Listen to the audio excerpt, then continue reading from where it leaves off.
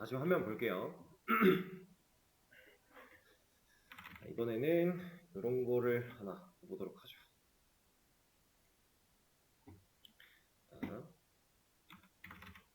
제가 A라고 쓴 다음에 탭을 누를 거예요. 그랬더니 뭐가 생겼죠? 얘는 A 태그입니다. A라고 하는 태그인 건데 그동안에는 뭐 div, 내비, 섹션 이런 식으로 뭔가 네임이 있었던 것 같은데 얘는 그냥 알파벳 A가 전부예요. 이 녀석은 뭐냐? 앵커 태그라고 해서 이제 얘를 만들자마자 그동안 우리가 만들어왔던 태그들과는 조금 다른 형태를 띠고 있는 걸 보실 수 있을 건데 얘는 여러분들이 흔하게 봤을 법한 이런 겁니다. 제가 하나 보여드리죠. 글자가 좀 작아서 잘 안 보이니까 글자만 좀 키우고 이걸 의미해요. 이거를 아예 익숙한 모습으로 이거 뭐 같아요? 그냥 누를 수 있는 클릭하면 보통 어딘가로 연결되던 그런 녀석처럼 보이죠? 그게 A 태그입니다. 그래서 옛날에 이거 이제 아시는 분들은 아실 텐데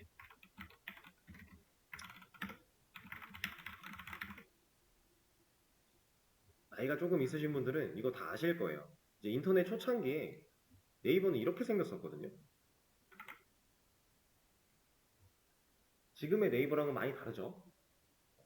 이때는 다 파랗고 이렇게 밑줄이 그어져 있고 이랬어요. 실제로 이걸 클릭하면 얘가 어딘가로 페이지를 새로 넘겨주거나 이런 식으로 동작을 했었습니다. 그걸 만들어주는 게 이 A 태그라는 녀석이에요. 그래서 얘는 앵커 태그라는 본명을 가지고 있고요. 근데 우리가 그냥 A라고 얘기를 합니다. A 태그. 그래서 얘는 이 href라고 하는 이 부분에 내가 얘를 클릭하면 어디로 보낼지에 대한 내용을 적어줘요. 그럼 실제로 그 위치로 가요, 얘가. 그 능력을 가지고 태어난 애입니다. 그러니까 태그가 기본적으로 능력을 어느 정도 가지고 있는 애들이 있다라고 했었죠? 그 중에 하나예요, A 태그. 우리가 상당히 많이 쓰게 될 거고, 그리고 단순히 어디로 보내는 기능 말고도 얘는 지금 저 글자 크기 키운 거밖에 없어요, 스타일. 근데 글자가 애초에 파랗죠. div 안에다가 네이버를 쓰면 얘가 파란색으로 만들어지지 않잖아요. 그렇죠? div도 똑같이 폰트 사이즈만 적어보면 얘는 까맣잖아요. 그리고 마우스 올려도 뭐 바뀌는 거 없어요. 근데 얘는 마우스 커서 모양도 바뀌고 파랗고 밑줄도 있어요. 그렇죠? 얘가 왜 이렇게 생겨먹었을까요? 우리는 그냥 태그를 만들어 텍스트를 입력했을 뿐인데 얘는 이렇게 생겨먹었습니다. 이건 왜 그런 거냐면 예전에 제가 아까 방금 전에 보여드렸던 옛날 네이버가 다 이걸로 되어 있었는데 그때 당시에는 이렇게 티를 대놓고 나 눌러주세요라는 티를 안 내면 사람들이 이게 누르는 앤지 누르면 안 되는 앤지를 몰랐어요. 그게 무슨 말이냐면 요즘에 네이버 사이트 가보면 저런 거 하나도 없죠. 뭐 밑줄 그어져 있는 건 있지만 뭐 파래가지고 이렇게 촌스러운 애들은 하나도 없어요. 근데 우리는 알죠. 얘는 클릭할 수 있는 애야, 얘는 클릭하지 않는 애야 라는 거 딱 봐도 알죠. 그리고 대부분 클릭할 수 있는 요소들이잖아요. 이런 거는 클릭이 의미가 없는 걸 우리가 알 거고 얘는 누르는 애인 걸 알고 얘도 마찬가지고 그죠? 예전에는 사람들이 너도 나도 인터넷이 어색했기 때문에 이렇게 티를 내서 이거 누를 수 있는 애야 라고 알려주려고 애초에 A 태그가 이런 색깔이나 이런 특징들을 가지게끔 만들어졌던 겁니다. 근데 요즘에는 이렇게 쓰지 않는 이유 촌스러워서 디자인이 이쁘지 않으니까 그래서 이걸 이렇게 들어가 있는 파란색이면 밑줄이며 이런 것들을 다 제외시키고 우리가 원하는 디자인을 다시 입혀요. 이거에 대한 개념도 여러분들 나중도 아니에요. 한 내일, 오늘, 내일 금방 배울 텐데 그런 개념을 사용해서 얘가 가지고 있는 특징을 최소화시킨 다음에 별다른 특징을 없게끔 만든 다음에 우리가 원하는 디자인대로 바꿔나간다. 이런 겁니다. 그래서 얘는 좀 스타일도 이미 많이 가지고 있고 그리고 애초에 특수한 능력도 가지고 있는 녀석. 여기다가 이제 제가 네이버라는 텍스트를 적어놨으니까 실제 네이버 주소를 한번 넣어볼게요.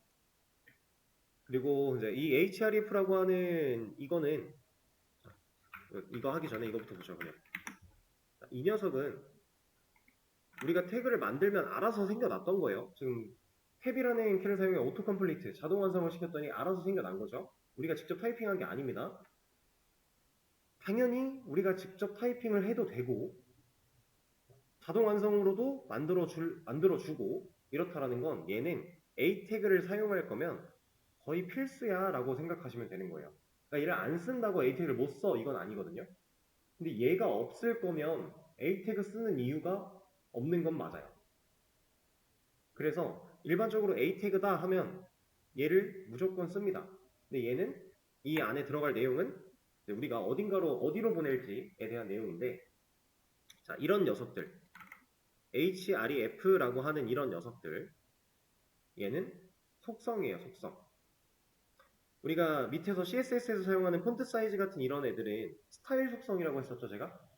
얘는 태그에 사용할 수 있는 그냥 태그 속성입니다. 이런 속성 값에 따라서 우리가 어떤 다양한 기능들을 또 할 수가 있어요.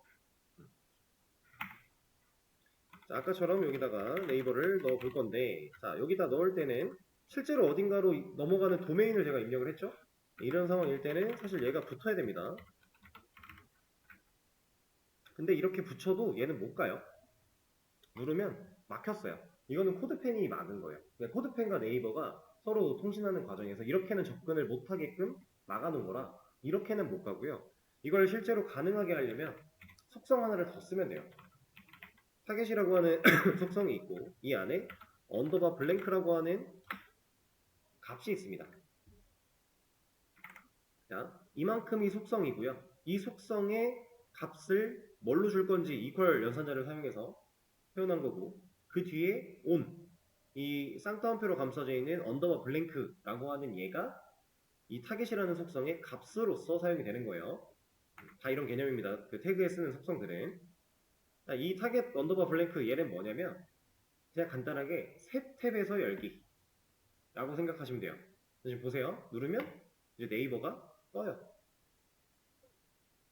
자, 끄고 누르면 떠요. 아까는 여기서 직접 뜨려고 하다 보니까 막힌 거예요. 근데 지금은 아예 새 탭으로 열었기 때문에 상관이 없는 거고요. 근데 이거는 이제 코드펜에서 우리가 테스트를 해볼 때는 진짜로 열어보려면 필수로 필요한 건데, 만들어져 있는 사이트를 진짜 열려면 필수로 필요한 건데, 우리가 실제로 사용할 때는 새 탭으로 열기를 쓰는 상황이 아니라면 얘는 넣으면 안 돼요. 예를 들어 이런 거죠. 네이버 내에서 우리가 뭐 이런 거 누른다고, 지금 얘는 로그인 때문에 새 탭이 뜨는데 로그인을 해볼까요?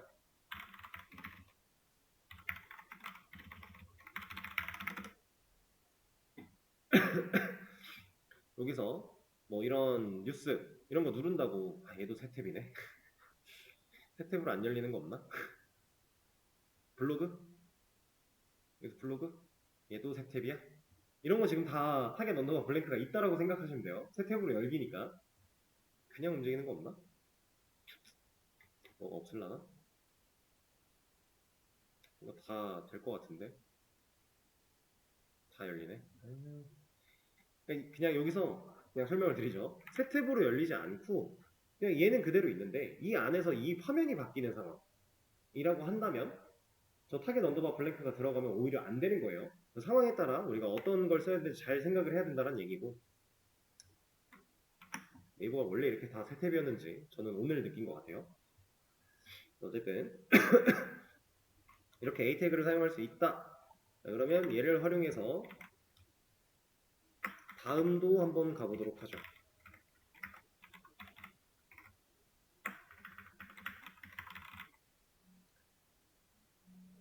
자, 보세요.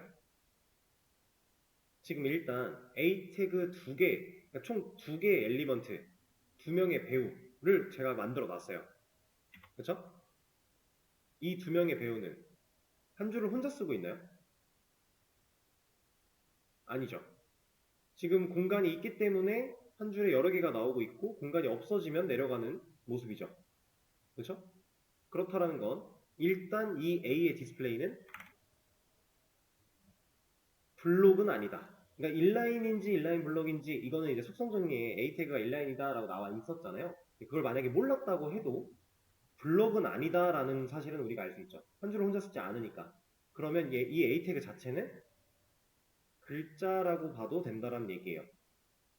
A 태그 통으로 이 덩어리 하나가 하나의 글자 취급을 받을 수 있다라는 얘기고, 그 안에 A 태그 안에 들어있는 이 네이버라는 글자는 A가 가지고 있는 글자가 되는 겁니다. 그런 개념이에요. 그래서 우리가 어제 이건 뭐지? 방금 뭘 눌렀던 거지?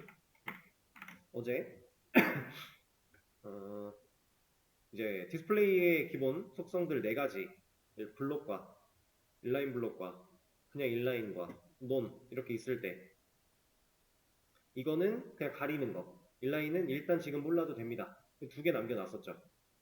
자, 지금부터는 여러분들이 새로운 태그를 공부하거나 뭔가를 봤을 때 얘는 한 줄을 혼자 쓰네? 그럼 얘는 블록이겠네? 인라인 블록이 아니겠네? 반대로 얘는 한 줄 혼자 쓰지 않네? 그럼 적어도 블록은 아니겠네? 이렇게 판단을 해야 돼요. 기본 디스플레이에 대해서 어느 정도는 판단을 하실 수 있어야 됩니다.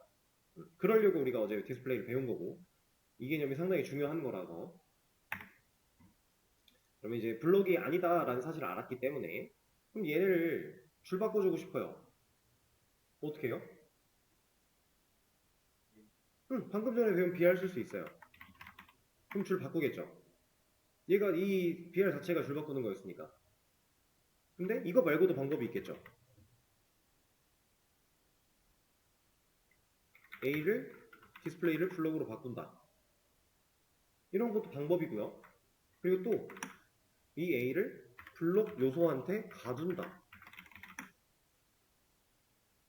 이러면 이 네이버라는 텍스트를 가지고 있는 A는 div의 자식이 돼버리는 거니까 div를 벗어날 수 없잖아요. 근데 div는 블록 요소니까 애초에 부모 자체가 이만큼의 영역을 다 쓰고 있어야 되는데 그럼 얘는 당연히 내려갈 수밖에 없는 거죠. 이런 식으로 해도 되고, 그러니까 방법이 되게 다양하다라는 거예요. 내가 원하는 걸 이루기 위해서 방법이 하나만 있는 게 아니라 되게 다양한 방법들이 있고 내가 아는 걸 적절하게 활용할 수 있는 게 중요하다라는 개념이에요. 그래서 얘 다음 해놨으니까 얘도 한번 눌러볼까요? 다음 잘 갑니다.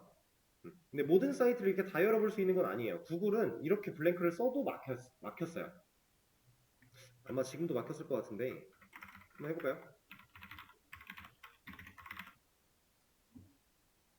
텍스트는 다음이지만 주소는 실제로 구글이니까 얘 이렇게 차단됐습니다.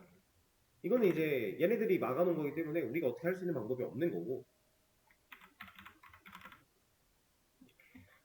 실제로 이동을 시킬 수 있다. 그리고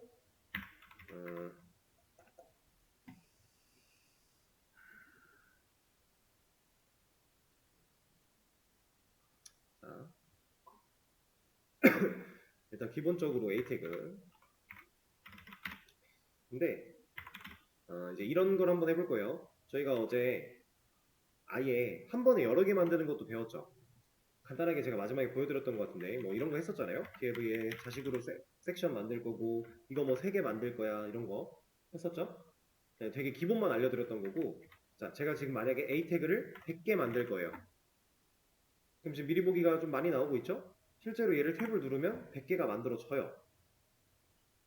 근데 이 안에다가 이 href라고 하는 이 안에다가 우리가 각각 다른 주소를 넣을 게 아니라 똑같은 주소를 넣고 싶었다면 이거 100개 다 내려가면서 입력을 우리가 복사 붙여넣기를 해야 되잖아요.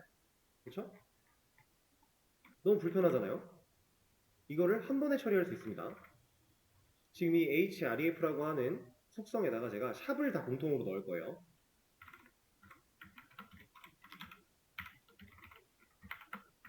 미리 보기 바뀐 거 보이시나요?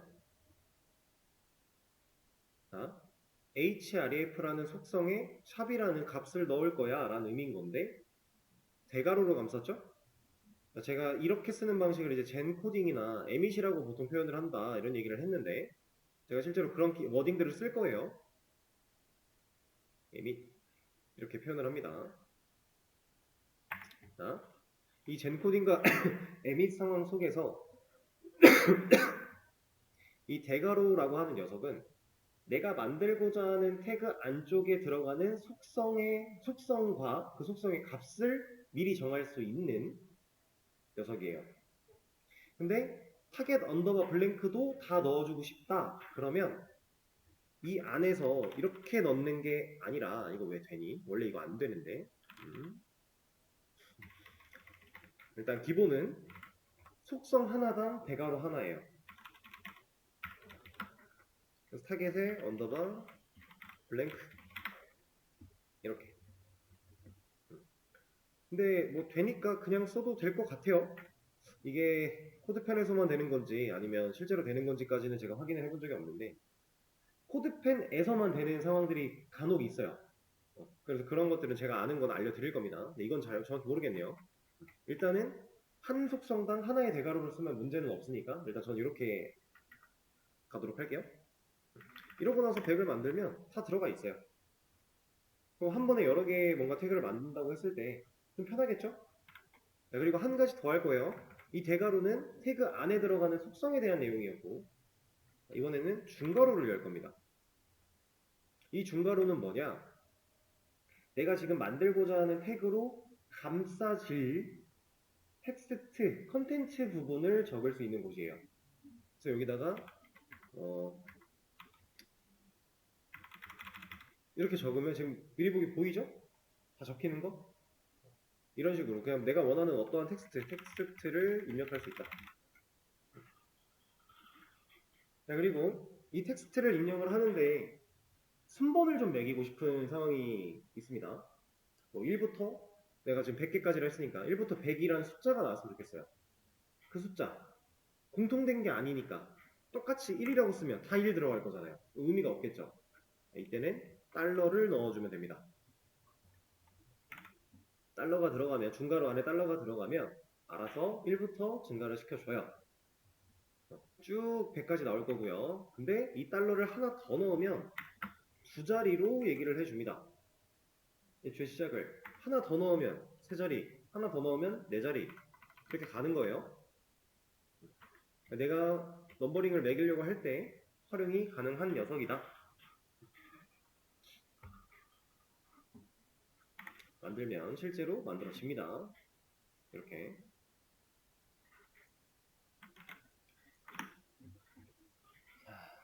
그리고 이 방금 전에 말씀드린 대괄호랑 중괄호는 A 태그에서만 가능해 이런 게 절대 아니에요. 모든 태그 만들 때 젠코딩으로 만들면 공통으로 들어갈 수 있는 부분들입니다.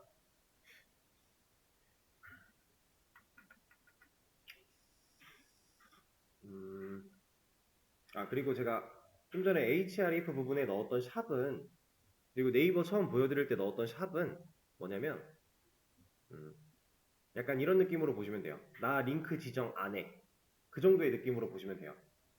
그리고 얘네가 하나 보여드릴게요. 비어있으면 지금 이 네이버의 보라색이 안 바뀌어있죠.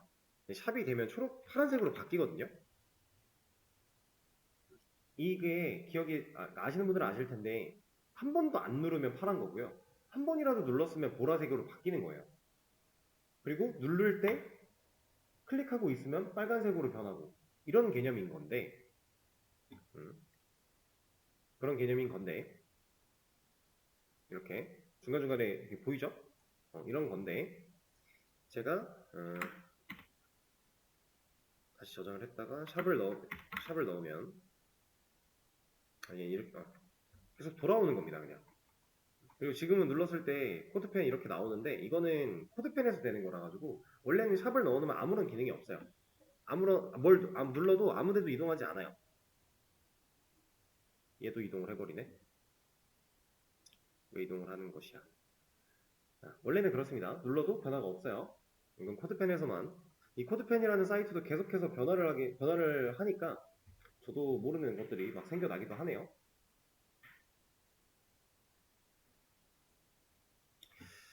일단은 A 태그도 좀 알아봤고 또 다른 내용 할 겁니다.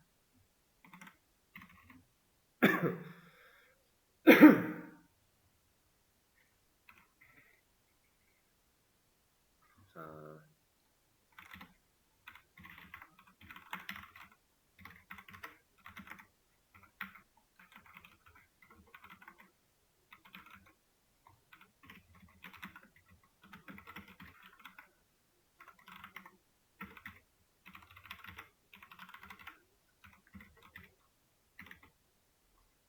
일단은 태그 몇 개?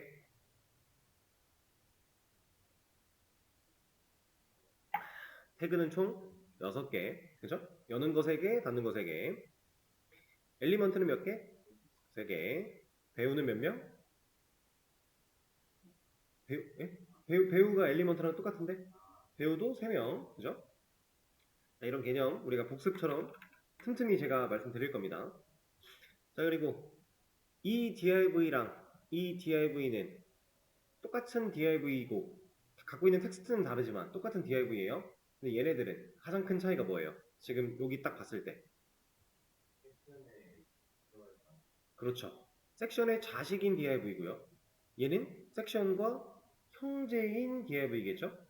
같은 위상인 거니까 아무런 관계가 없진 않아요. 이 녀석도 섹션의 형제다. 얘는 자식이다.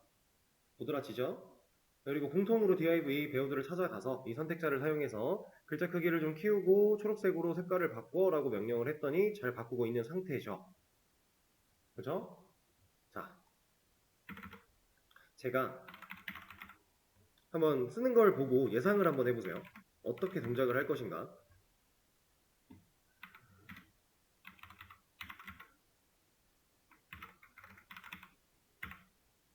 지금 주석 걸려있는 부분을 주석을 풀었다라고 해볼게요. 얘를. 그러면 얘네들은 어떻게 될까요? 둘 다 빨간색으로 바뀌겠죠. 제가 지금 선택한 건 컴마라고 하는 구분자를 사용해서 섹션과 div 배우들 다 찾아가 라고 한 거예요. 그러니까 섹션 배우도 찾아가고 div 배우도 찾아가 라고 하면 여기 전부죠. 3명의 배우가 섹션 1명, div 2명이니까 그렇게 찾아가서 모두를 다 빨간색으로 바꿔버릴 겁니다. 그쵸? 근데 여기서 이 컴마를 제가 지울 거예요. 얘를 컴마를 지울 겁니다. 그러면 어떤 변화가 있을까요? 자, 변화가 있어요.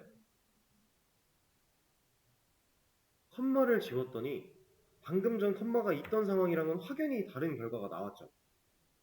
이 컴마가 여기서 중요한 건 컴마가 아니에요. 컴마가 없는 게 중요한 겁니다. 자, 지금 이 상태는요. 섹션의 후손으로 있는 div를 찾아가 라고 명령을 한 겁니다. 여기에 아무것도 없이 띄어쓰기 하나만으로 얘네들을 구분자를 지어 놓으면 얘는 후손 선택자예요. 후손을 찾아가라 라고 명령을 하는 겁니다. 자, 근데 잘 생각을 해보세요. 띄어쓰기 한 칸 들어가 있는데 컴마가 있을 때에도 이 띄어쓰기 한 칸은 있었거든요. 이거는 가독성을 위한 띄어쓰기예요. 컴마라고 하는 구분자는 이 배우 저 배우를 찾아가게끔 하는 그냥 진짜 말 그대로 구분자거든요. 이 구분자를 사용하고 나온 띄어쓰기는 뭐 후손 선택자 이런 느낌이 아니라 그냥 가독성을 위한 띄어쓰기고 이런 게 컴마 같은 구분자가 없이 사용된 띄어쓰기가 후손 선택자다. 자, 그럼 후손 선택자를 사용했을 때 왜 이런 결과가 나왔는지 한번 따져볼게요. 섹션에 후손으로 있는 div를 찾아가서 빨간색으로 바꿔라고 한 상황. 이 div는 섹션의 형제였죠. 그러면 후손이 아니겠죠? 형제니까? 그쵸? 형제는 후손이라고 할 수 없잖아요. 만약에 형제끼리 후손 관계라고 한다면 뭐 형이 됐든 누나가 됐든 언니가 오빠가 됐든 다 후손 관계로 얽힐 거니까 그건 좀 이상하죠? 형제는 후손이 아니니까. 그럼 얘는 안 바뀐 거예요. 그래서 얘만 섹션에 후손으로 존재하니까 바뀐 겁니다. 이해되실까요? 후손 선택자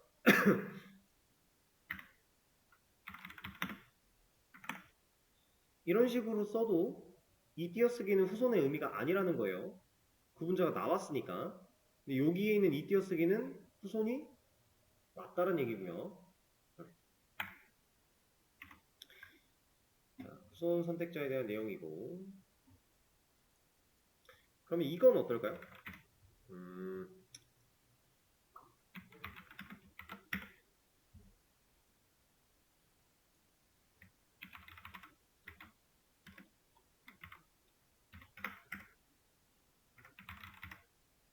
제가 이거 주석 풀면 어떤 일이 벌어질까요?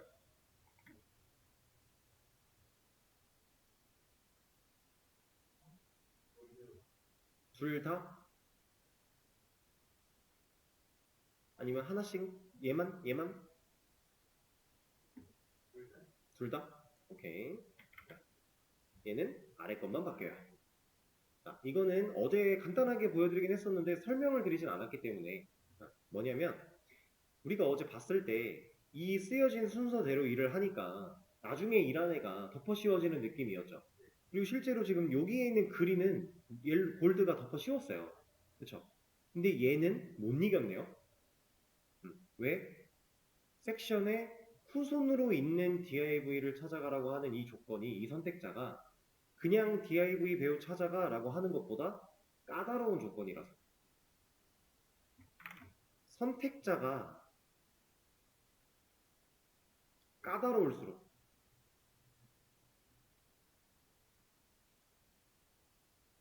까다로울수록 우선순위는 올라갑니다. 얘는 이렇게 코드가 있다고 했을 때 정확히 얘만 집어내는 녀석이고요. 이 div는 얘랑 얘를 집어내는 녀석이니까 얘가 까다롭다. 그럼 이것보다 더 까다로운 애가 있으면 레드도 이겨 먹는 거다 라는 거예요. 실제로 더 까다롭게 한번 줘볼게요.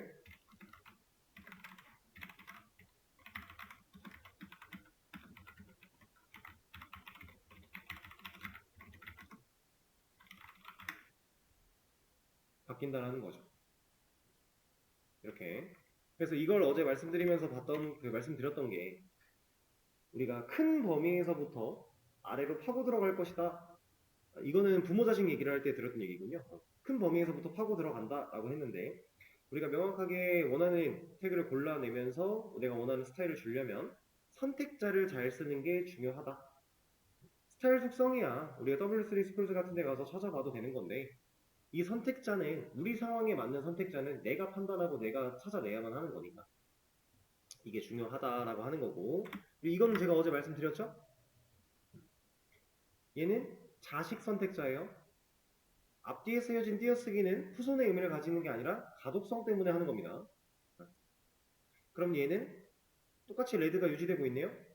후손에서 자식으로 바뀌었는데 왜 결과가 똑같아요? 이 ABC라는 텍스트를 가진 div 이 녀석은 섹션의 자식이자 후손이었으니까 결국 같은 애다. 지금 얘가 적용되고 있는 애는 ABC로 같은 애다. 이런 개념입니다.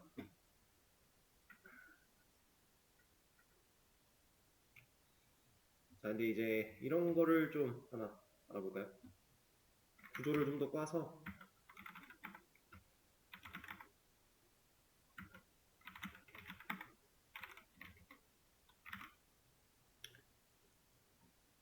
이 녀석 빼고 이 녀석도 잠깐 주석. 자, 방금 전에 이제 주석 걸기 전에 변화를 좀 보셨겠지만 제가 이 주석을 풀면 얘를 풀면 이 셋 중에 편의상 1번, 2번, 3번으로 생각을 할게요. 이 셋 중에 누구만 빨개졌었어요?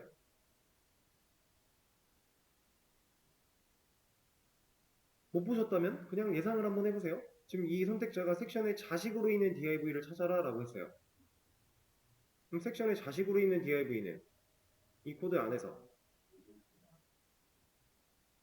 두 개 다? 얘만. 왜냐면 자식은 내 바로 밑에 있는 애까지 개념이니까. 자, 섹션의 자식으로는 div와 내비가 있는 거고요. 내비의 자식으로 div가 하나 또 있는 거고요. 그 div의 자식으로 div가 있는 거예요. 이거를 이쪽에 잘 보시면 화살표들이 이렇게 내려가 있는데 얘를 닫아가면서 볼 수 있어요. 이렇게.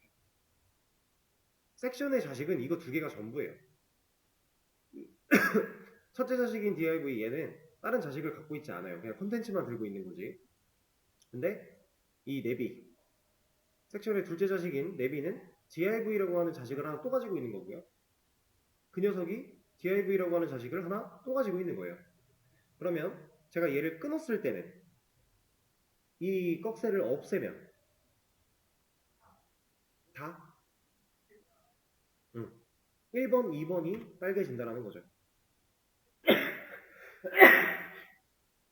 얘는 여전히 형제 관계니까 의미가 없는 거고. 자, 그럼 이 상황에서 얘만 찍고 싶어요. 얘는 초록색으로 두고 얘만 빨간색이었으면 좋겠어요. 그럼 제가 여기다가 뭘 추가해야 돼요? 방법은 많아요. 그냥 생각나는 거 아무거나 막 던지셔도 돼요.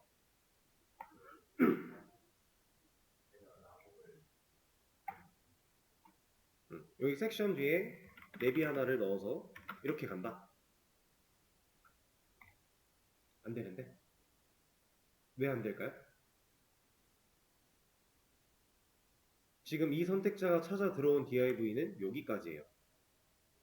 실제로 컨텐츠를 가지고 있는 얘까지 못 왔어요. 왜? 섹션에 자식으로 있는 랩이 찾았죠. V 자식으로 있는 div 찾았죠. 여기까지 멈췄잖아 지금. 하나 더 와야죠. 근데 하나 더 가기 귀찮으면 이제 여기를 끊어야겠지. 이렇게. 그러면 해주겠지. 랩의 후손으로 있는 div는 둘이니까. 이런 느낌. 그래서 이 자식 선택자, 후손 선택자, 그리고 부모 자식 관계, 형제 관계 이런 걸 우리가 잘 분석할 수 있어야 되고 분석의 결과로 잘 사용할 수 있어야 됩니다. 결국 우리가 화면을 그려나갈 때 사용하는 이 선택자가 아주 중요한 거니까. 자, 근데 이런 것도 있어요. 이거 하나만 더 말씀드리고 쉬는 시간을 가져볼게요. 지금 얘를 지워서 지금 이 상황이라고 했을 때 방금 지금 상황과 똑같이 얘를 넣나 후손으로 그 꺽쇠를 없애버리나 결과가 똑같아요. 왜냐면 제가 중간에 있는 div 하나를 없앴으니까 후손이나 자식이나 똑같은 말이 돼버렸어요. 자, 그럼 이런 상황일 때 우리는 웬만하면 지금 후손도 가능, 후손 가능, 자식 가능 둘 다 가능한 상황인데 선택자로 이때는 웬만하면 이걸 쓰도록 할 거예요. 이게 왜 그런 거냐면 얘랑 후손이랑 자식 중에 누가 조건이 더 까다로운 거예요? 후손? 까다로운 거. 누가 더 좁은 범위를 바라보고 있나요? 자식이 더 좁은 범위예요. 왜냐면 자식은 후손이 포함하고 있잖아요. 아니 자식은 후손이 포함하고 있어요. 맞네, 맞는 말을 했구나. 자, 이 div는 섹션의 후손이죠. 얘도 후손이죠. 그럼 섹션의 후손인 div 고르라 그러면 얘네 둘 다 고르겠네요. 이렇게 둘 다 골랐죠. 근데 섹션의 자식인 div 고르라 그러면 하나밖에 안 고를 거잖아요. 그러면은 자식이 더 까다로운 거죠. 더 좁은 범위로 태그를 찾아내고 있는 거니까. 이게 조건이 까다롭다라고 하는 겁니다. 더 많이 포가 포함하고 있는 거. 애초에 아까 우리가 얘기했던 것도 이렇게 뭐 후손이건 자식이건 이런 거 상황이랑 얘를 그냥 div 배우를 찾아가라고 하는 상황이랑 얘가 더 까다로운 거였으니까 더 좁은 범위를 점점 좁혀 나갈수록 선택자의 조건은 까다로워지는 거다. 근데 아까 제가 선택자의 조건이 선택자가 까다로워질수록 우선순위를 가진다 이런 얘기를 했어요. 실제로 자식이 후손보다 까다로운 건 맞아요. 근데 얘네들은 우선순위가 따로 있진 않아요. 그래서 이거는 실제로 타이핑을 할 때 둘이 똑같다면 우리가 웬만하면 자식을 쓴다라고 했고 둘을 뭐 크게 상관없이 관리를 해야 되는 상황이라면 위치는 여러분들이 필요한 위치대로 놔야 돼요. 얘네들끼리는 서로 우선순위가 따로 없으니까. 그러니까 이런 겁니다.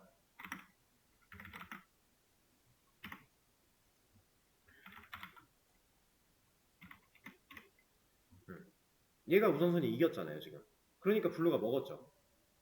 근데 이 위치가 바뀌면 레드가 돼요. 근데 얘는 이제 당연히 결과가 다른 결과였으니까 얘가 안 바뀐 건데 그러니까 얘네들끼리는 우선순위가 딱히 없다는 얘기예요. 근데 그걸 떠나가지고 왜 우리가 이런 상황일 때 자식 선택자를 주로 써야 되냐 이거는 방금 말씀드린 내용과 이어지는 건데 우선순위가 중요한 게 아니라 그게 중요한 게 아니라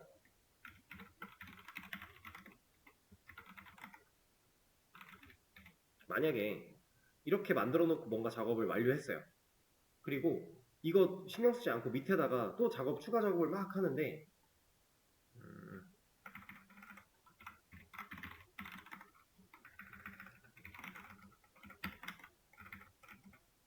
이렇게 입력을 해버린 거야.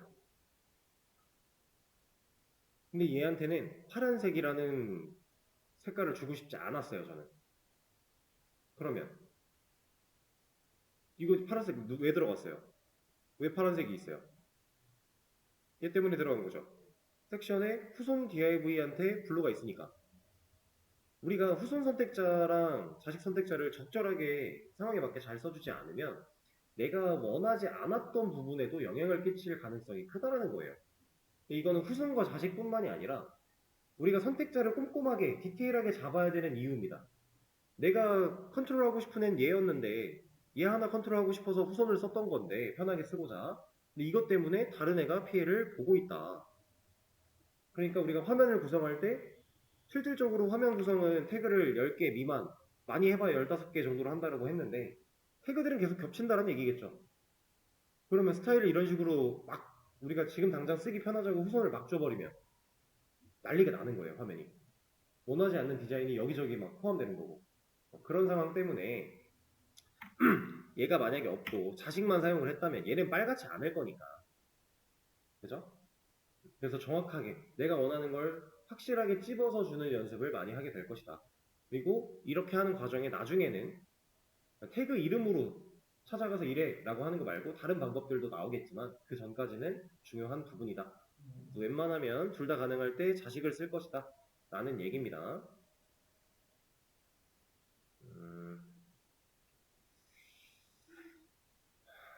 네, 일단 이렇게 하고요. 쉬는 시간을 가졌다가